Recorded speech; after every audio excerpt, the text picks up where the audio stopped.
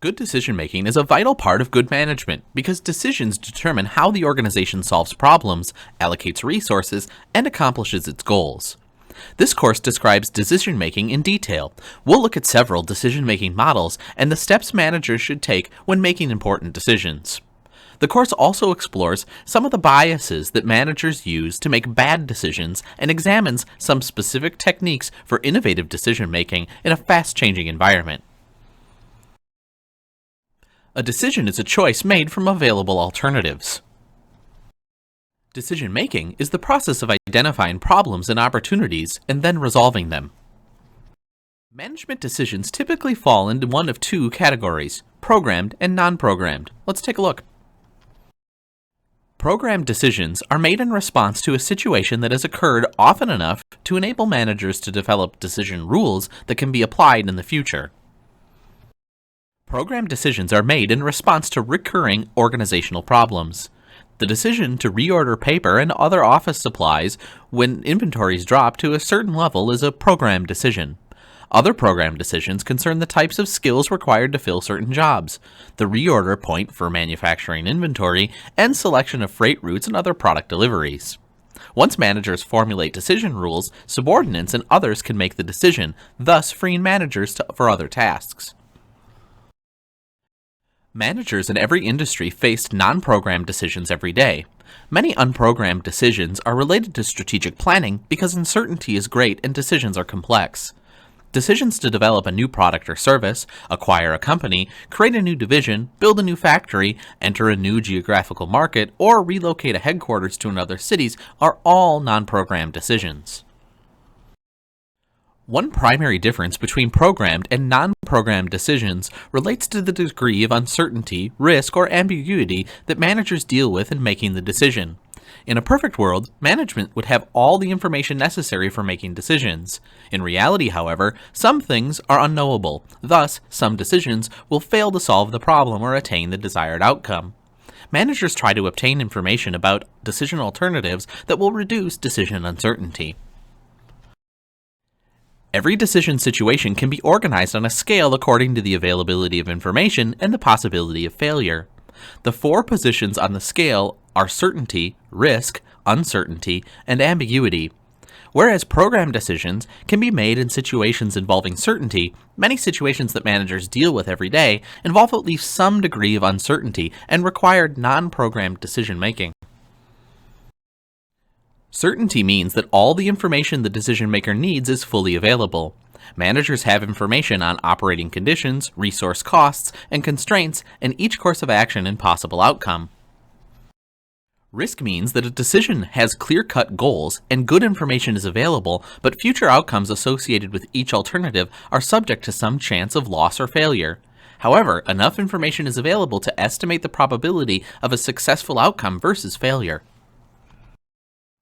Uncertainty means that managers know which goals they wish to achieve, but information about alternatives and future events is incomplete. Factors that may affect a decision, such as price, product costs, volumes, or future interest rates, are difficult to analyze and predict. Managers may have to make assumptions from which to forge the decision, even though it might be wrong if the assumptions are incorrect. Ambiguity is by far the most difficult decision situation. Ambiguity means that the goals to be achieved or the problem to be solved are unclear, alternatives are difficult to define, and information about outcomes is unavailable. Ambiguity is what students would feel if an instructor created student groups and told each groups to complete a project, but gave the groups no topic, direction, or guidelines whatsoever. In some situations, managers involved in a decision create ambiguity because they see things differently and disagree about what they want. Managers in different departments often have different priorities and goals for a decision, which can then lead to conflicts over decision alternatives. So as you can see, good decision-making is a vital part of good management, but decision-making is not always easy.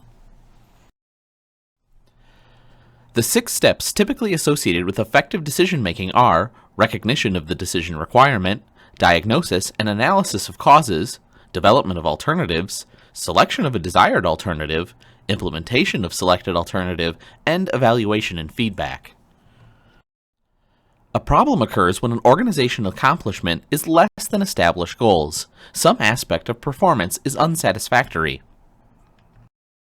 An opportunity exists when managers see potential accomplishment that exceeds specified current goals.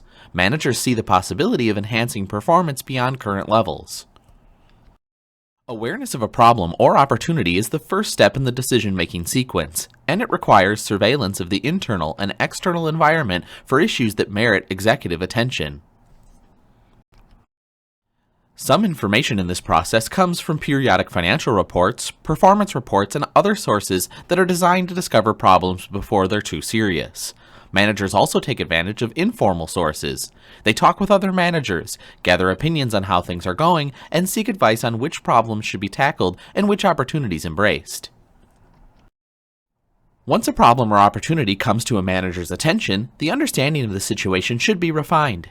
Diagnosis is the step in the decision-making process in which managers analyze underlying causal factors associated with the decision situation. Many times, the real problem lies hidden behind the problem that managers think exists. By looking at a situation from different angles, managers can identify the true problem. In addition, they often discover opportunities they didn't realize were there. Managers should ask a series of questions to specify underlying causes. They include the following. What is the state of disequilibrium affecting us? When did it occur? Where did it occur? How did it occur? To whom did it occur? What is the urgency of the problem? What's the interconnectedness of the events? And what result came from which activity?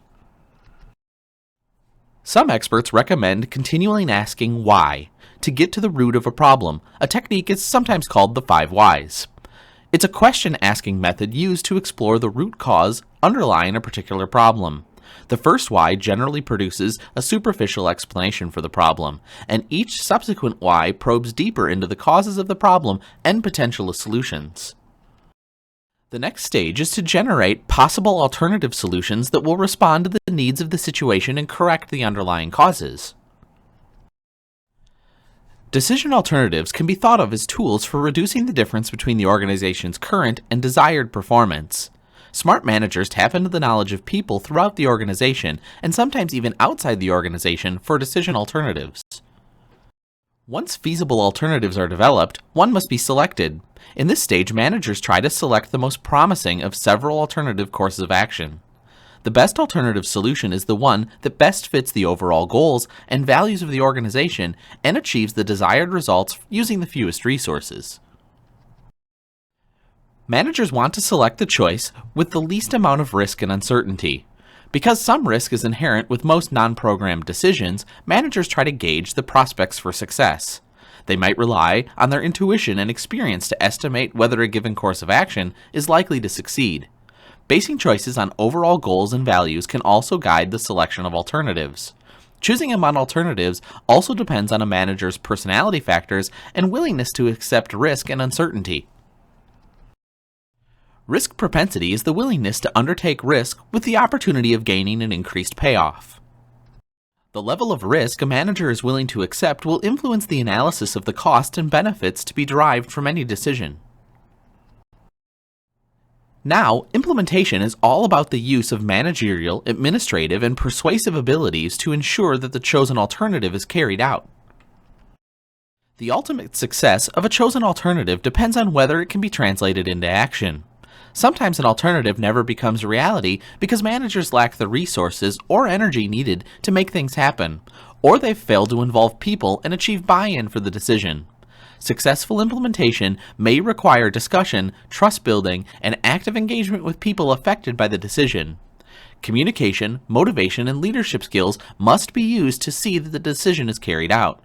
When employees see that managers follow up on their decisions by tracking implementation success, they're more committed to positive action. In the evaluation stage of the decision process, our last phase, decision makers gather information that tells them how well the decision was implemented and whether it was effective in achieving its goals. Feedback helps managers make better decisions. Decision-making is an ongoing process. It's not completed when a manager or board of directors makes a decision. Feedback provides decision-makers with information that can perpetuate a new decision cycle. The decision may fail, thus generating a new analysis of a problem, evaluation of alternatives, and selection of an alternative. Many big problems are solved by trying several alternatives in sequence, each providing modest improvement. Feedback is part of the monitoring that assesses whether a new decision needs to be made. The decision-making process typically involves these 6 steps that we've talked about: recognizing the need for a decision, diagnosing causes, developing alternatives, selecting an alternative, implementing that alternative, and evaluating decision effectiveness.